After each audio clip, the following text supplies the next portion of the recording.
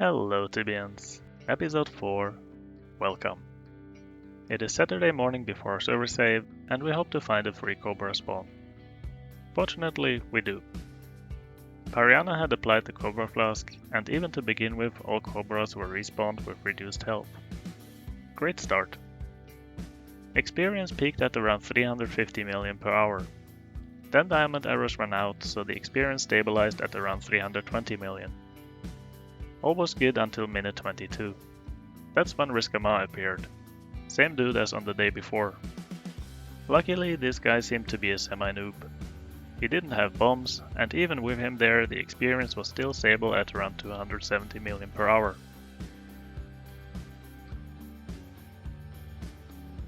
At level 345, my supplies went out. I ran to Pariana's house and logged out with 7 hours 59 minutes left. Around 45 minutes before server save, Riskama had logged out, which is when I went to check the spawn. It seemed free. However, by the time Pariana got there with a freshly filled flask, the place was already booked. Altogether there were 4 freaking people hunting there at the same time. Better luck after server save. First few hours after server save were spent on the US server with Valour. We needed some more money, and then I followed him and rushed to make sure he won't die exploring. Exploring rush with US lag isn't much fun. At some point in the afternoon, finally we found cobras empty again. As always, we hunted undisturbed for 15 minutes. Then people came. Luckily this time the people who arrived were friends of Pariana. So she talked to them and they let us hunt undisturbed on the base floor. Sadly I forgot to press the record button, but XP was pretty stable at around 360 million per hour. The result was level 372 and about 7 hours and 20 minutes left, which was my top estimate for 22,000 exploration points based on test exploring everything area by area. Hopefully it would go faster when combining exploration with favors access. Originally the plan was to be 400 at this point, but whatever. My first area was Edron, because I had to buy Swiftfoot and thought a Rainbow sells that spell. Realizing my mistake, I ended up in Ivory Towers and began exploration of the city. After that I moved on to Abdandriel, doing the city, surroundings, and the Elvenbane Castle. The important part here was to talk to Alcestios to start on Fairest access. Since the Fairest mission takes me to Khazad-dûm's surroundings, after up, I started on that one. First I mapped the south side of Khaz surroundings. It did not look too good. 1 point only. Then just next to the first one, 2 more. If only I had spotted those 3 at once, I would have left the entire south area of Khaz immediately. Now to the east side.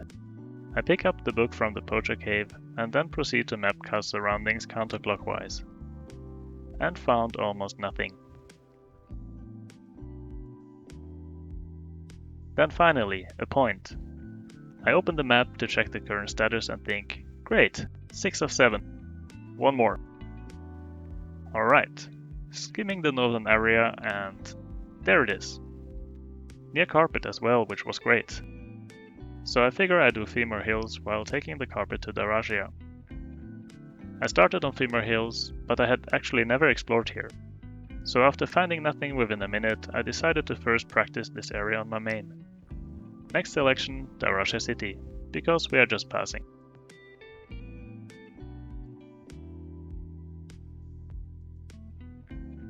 After that a quick visit to Ahmed and Ankh to forge the book. And back to Khaz with the carpet in order to deposit the book. Which is when I realize I fucked up. Big time.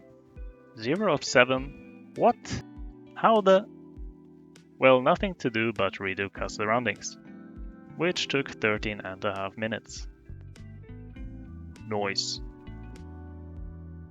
At least the last point was just in front of Khaz City entrance, so that enabled for a smooth transition.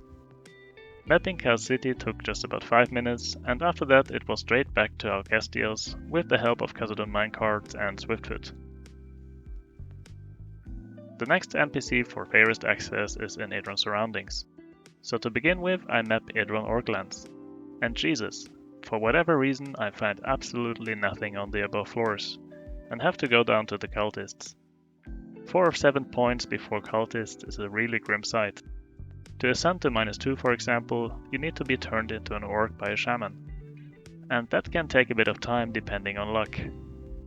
Luckily, I became an orc right away, so I could just run to -2. And on -2 I found the last 2 remaining spots. Phew. 6 minutes for Orklands. Twice as long as it should take, but I'll take it. Next up, Idron Troll Cave. Then Idron Goblin Cave, then Idron Surroundings, which provides the perfect transition to the next fairest NPC. This one wants me to go to Cormaya, though you can only speak to the Ghost Wolf on Cormaya during nights. So to stall time I take with me what is on the way. Idron Dragon Lair, Old Fortress, and Cyclopolis. The first 2 went with average time, but Cyclopolis was rather unlucky again. I had to go down all the way to the Behemoths. The last point was hidden in the first arm I visited. At least the benefit of being down here was being able to grab a demon shield and golden armor.